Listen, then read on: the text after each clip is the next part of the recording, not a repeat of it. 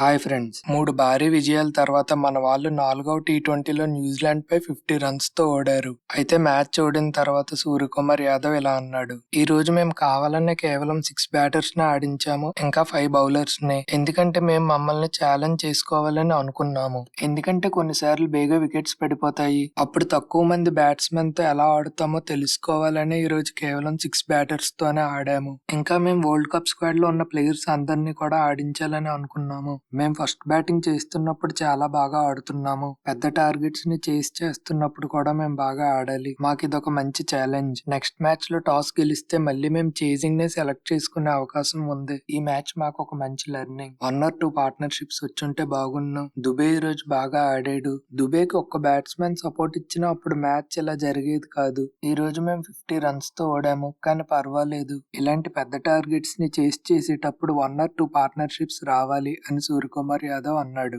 మరి 5th టీ20లో మన వాళ్ళు స్ట్రాంగ్ కంబ్యాక్ ఇచ్చి గెలిచే అవకాశం ఉంది.